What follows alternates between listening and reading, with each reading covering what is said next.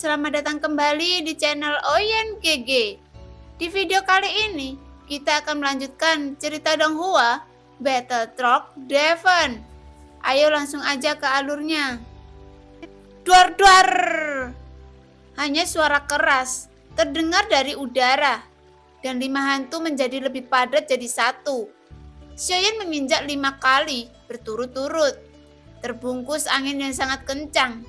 Wajah pria yang memegang kedua pisau itu tenggelam. Seluruh sosoknya diselimuti oleh tekanan kuat dari atas kepalanya.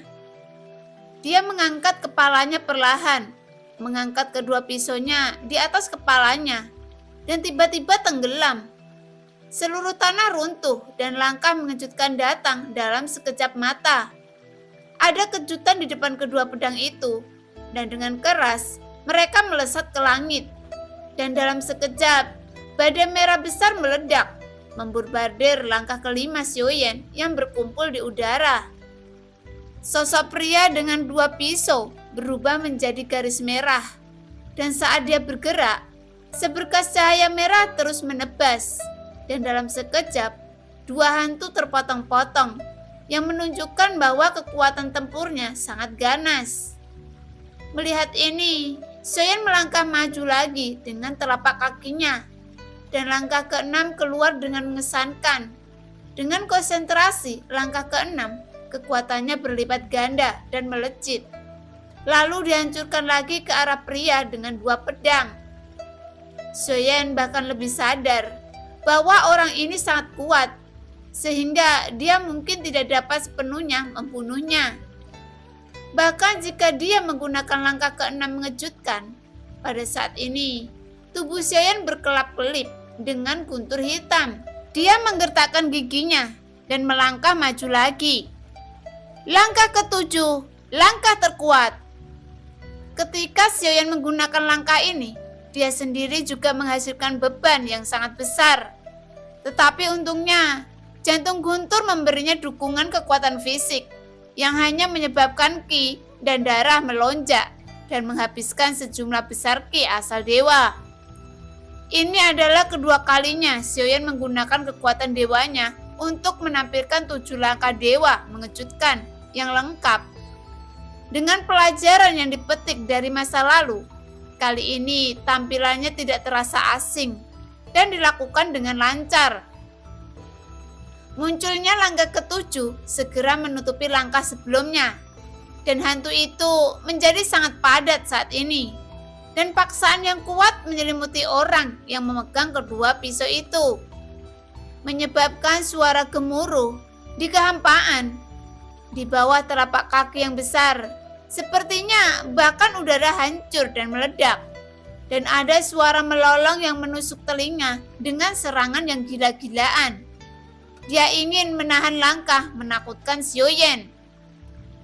Cahaya pedang yang tak terhitung jumlahnya mendesing dan bertabrakan dengan 7 langkah mengejutkan yang kokoh.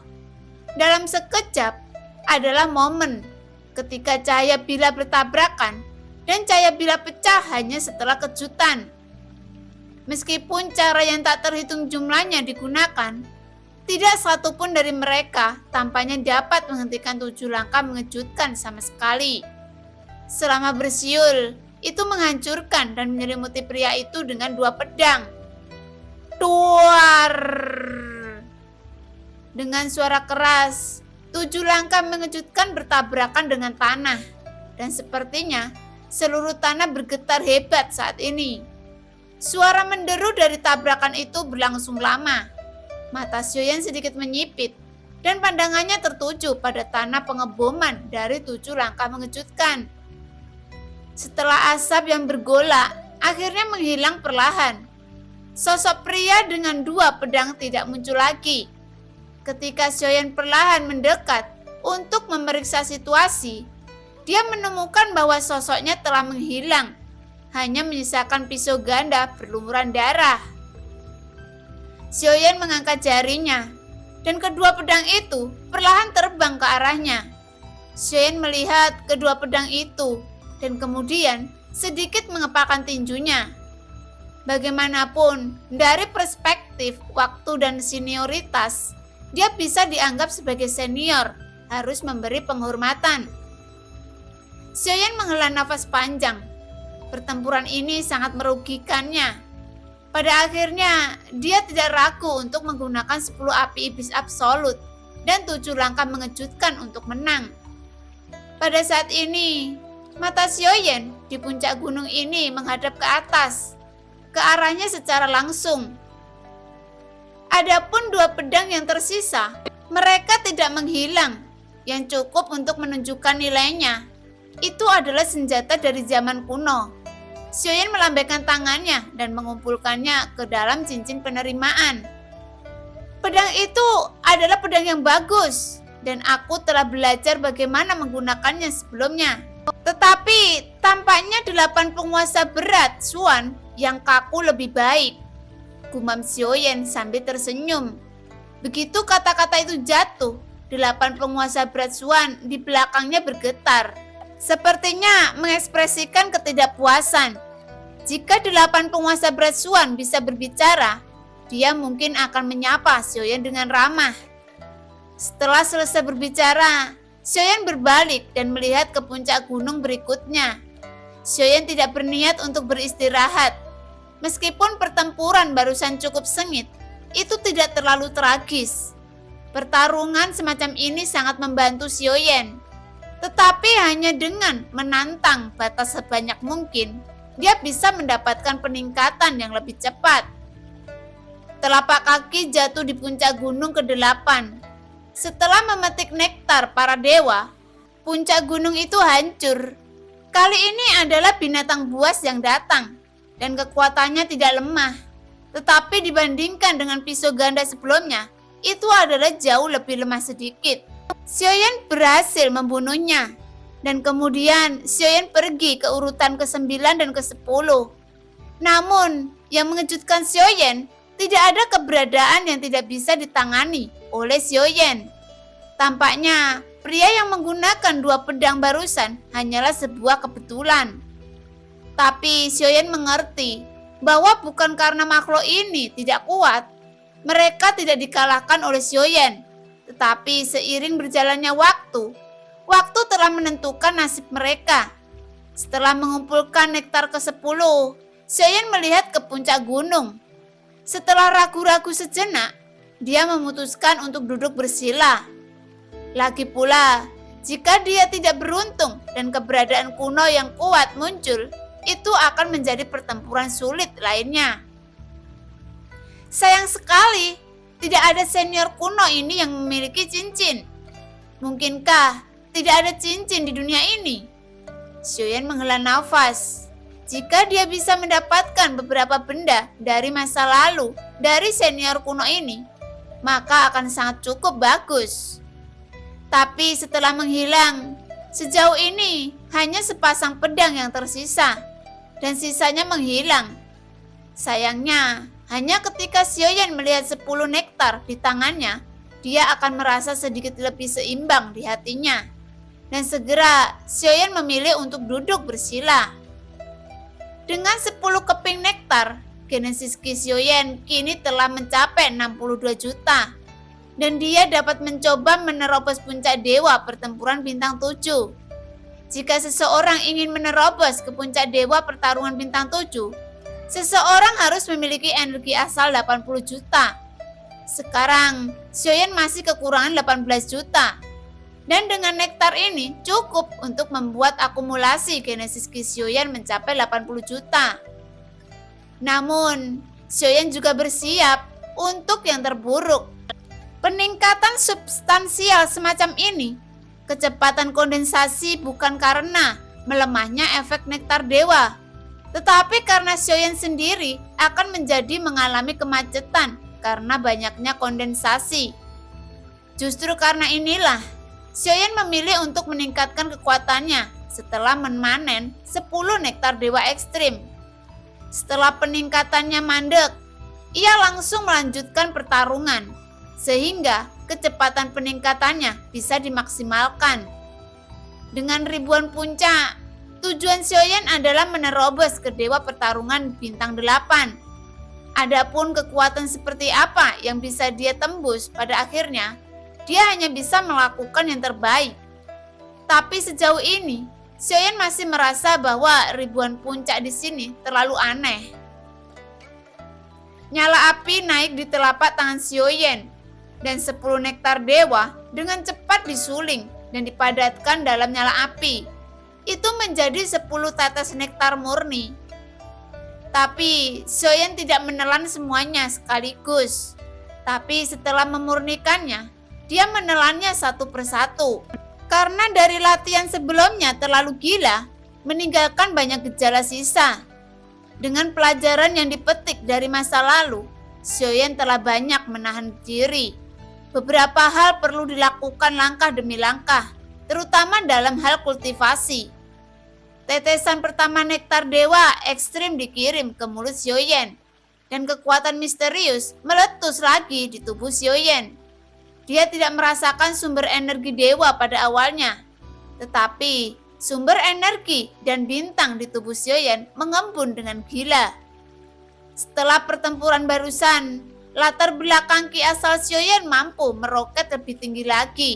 Setelah setetes nektar dewa ekstrim bertahan selama beberapa jam di tubuh Xiaoyan, kecepatan kondensasi ki asal dan bintang akan melambat. Segera, tetesan kedua dikirim ke mulut Xiaoyan. Lautan ki asal dan bintang-bintang yang baru saja tenang mulai bergerak lagi, dan fondasi ki asal terkondensasi secara gila-gilaan. Dengan kecepatan yang sangat cepat, Xiaoyan juga menyesalkan bahwa kekuatan nektar dewa ini berasal dari benua tertentu pada zaman kuno, tetapi benua ini dulunya tidak dikenal ramai. Tetapi semuanya tampaknya tidak dapat menghindari hukum langit dan bumi. Betapapun kuatnya itu hanya sementara.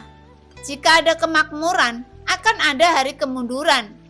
Hal yang sama berlaku untuk dunia, begitu juga manusia. Bahkan, jika dia sekuat makhluk tertinggi dan begitu mencapai titik di mana tidak ada yang bisa menandingi, dia tetap jatuh pada akhirnya.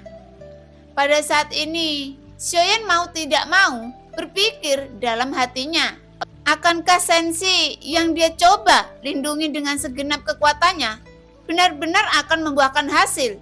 Apakah mungkin beberapa akhiran sudah ditakdirkan?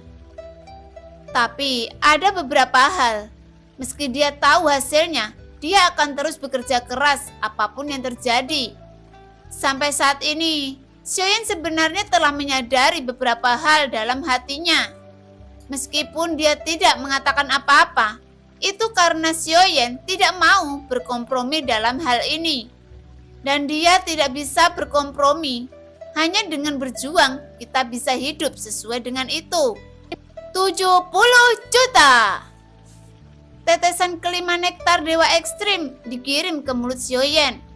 Pada saat ini, sumber energi latar belakang juga meningkat menjadi 70 juta. Setelah 5 tetes nektar dewa ekstrim memasuki tubuh, kecepatan memadatkan ki sumber dan bintang tetap sama, belum ada pelemahan. Xiaoyan menutup matanya dengan erat, dan mulai dia tidak dapat sepenuhnya menghilangkan pikiran yang mengganggu di hatinya. Mungkin untuk sesaat, Xiaoyan melihat kebenarannya, tetapi kebenaran lain yang tidak dia inginkan muncul. Jadi, bagaimana dengan kebenarannya? Obsesi di hatinya memaksa Xiaoyan untuk perlahan-lahan menjadi tenang. Masih kurang 10 juta, dan dia bisa menebus ke puncak dewa pertempuran bintang 7. Xiaoyan hanya bisa menggunakan kultivasi untuk mematikan dirinya sendiri saat ini. Dan terkadang, dia tidak perlu hidup dengan sangat jelas. Ini juga alasan sebenarnya mengapa Xiaoyan bekerja keras dan tidak pernah berhenti. Karena Xiaoyan, bahkan setelah dia memasuki dewa pertempuran, dia masih belum memudar dari dunia biasa. Tetesan ke-6, tetesan ke-7. Xiaoyan terus mengirimkan nektar para dewa ke mulutnya tanpa ada kecelakaan. Sumber energi Xiaoyan terus meningkat. Pada saat nektar memasuki tubuhnya, Sumber ki dan bintang di tubuh tiba-tiba menerobos ke puncak dewa pertempuran bintang 7. Segalanya tampak biasa saja. Itu karena sebelum ini, Xiaoyan mengalami pertempuran dengan kaisar pemakan jiwa dan pertempuran dengan jiwa Cimi, sehingga kultivasi Xiaoyan menjadi lebih lancar.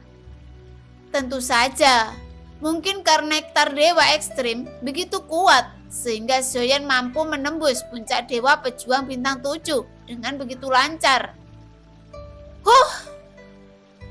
Xiaoyan menghela nafas panjang, dan aura yang lebih kuat menyebar darinya. Puncak dewa pertempuran bintang 7. Gumam Xiaoyan, merasakan sumber energi yang lebih agung dari lautan bintang. Wajah Xiaoyan tetap tenang. Lagi pula, tampaknya masih ada jalan panjang yang harus ditempuh sebelum mencapai keabadian. Masih ada ribuan tahun sebelum invasi. Mulai sekarang, waktu ribuan tahun bisa dikatakan sangat panjang atau sangat singkat. Bahkan dihitung dari sekarang, masih sangat sulit bagi Xiaoyan sendiri untuk menebus keabadian. Semua harapan hanya dapat ditempatkan pada energi roh Suho. Mungkin setelah mengambil kembali roh dunia pada Suho, kecepatan kultivasi Xiaoyan dapat ditingkatkan lebih cepat. Tentu saja, hanya setelah mendapatkan kembali semangat dunia, Xiaoyan memiliki kemungkinan untuk menembus keabadian. Pertempuran antara dia dan Suho pasti akan pecah dalam waktu dekat. Meskipun permaisuri tidak menyebutkannya, ketika dia memasuki alam Xuanyin, dia melihat Suho dalam kehampaan. Ada hubungan yang menentukan antara keduanya, sehingga kedua belah pihak mengingat dapat merasakannya. Mereka harus melakukan pertempuran ini. Setelah menarik nafas panjang, Xiaoyan perlahan berdiri. Karena waktu sangat berharga bagi Xiaoyan, jadi Xiaoyan akan menghargai sepanjang waktu untuk berlatih. Karena Xiaoyan tahu bahwa pertempuran yang harus dihadapi berada di luar kekuatannya saat ini. Meskipun dia memiliki dua avatar yang kuat, jika kekuatan dewa tidak tumbuh dengan cepat, avatar akan menyerang balik jika terlalu kuat, dan resikonya kehilangan kendali. Xiaoyan telah merasakan perasaan seperti itu dari avatar dewa asli, dan itu adalah kehendak avatar dewa asli untuk dilahirkan sendiri. Selama Xiaoyan cukup kuat, keinginan avatar yang akan dilahirkan akan bubar dengan sendirinya. Oleh karena itu, Xiaoyan sangat membutuhkan dewa untuk tumbuh dengan cepat. Sosok Xiaoyan sekali lagi menyapu ke puncak gunung ke-11. Tapi saat sosok Xiaoyan baru saja mendarat di puncak gunung, dia mendengar desahan penyesalan. Xiaoyan tiba-tiba mengangkat kepalanya dan melihat sekeliling. Suara ini tidak dibuat secara kebetulan, tetapi sengaja didengar oleh Xiaoyan. Siapa? Mata Xiaoyan menyipit, dan dia segera menjadi waspada. Itu semua palsu. Sama seperti Xiaoyan melihat sekeliling, sebuah suara aneh masuk ke telinga Xiaoyan, dan segera Xiaoyan mengikuti arah suara itu dalam jumlah besar. Suara itu datang dari ujung 1000 pegunungan. Ayo! Setelah Xiaoyan berhenti, sosoknya tiba-tiba bergerak dan dia terbang perlahan ke depan. Sesampainya di depan puncak 1000 gunung, ketika Xiaoyan melihat bayangan di depannya dengan jelas, tubuhnya terkejut. Mayat yang membusuk perlahan menghilang. Pada saat ini, ada sosok di atas mayat itu. Sidik jarinya berubah, dan lumpur serta batu di sekitarnya langsung mengubur mayat itu. Batu dan tanah ditumpuk terus-menerus, dan setelah beberapa saat, puncak gunung muncul di depan Xiaoyan, dan sosoknya mendarat di puncak gunung, dan sebuah benih ditanam di atasnya. Dari mana asalmu? Sosok itu bahkan tidak menoleh untuk melihat Xiaoyan. Dunia sensi. Xiaoyan tidak menyembunyikan apapun. Dia mengepalkan tinjunya sedikit dan menjawab, Sensi, kenapa kamu datang ke sini? Sosok itu bertanya dengan nada ragu. Mengejar kekuatan. Xiaoyan tidak menyembunyikan apapun. Dia datang ke sini untuk meningkatkan kekuatannya.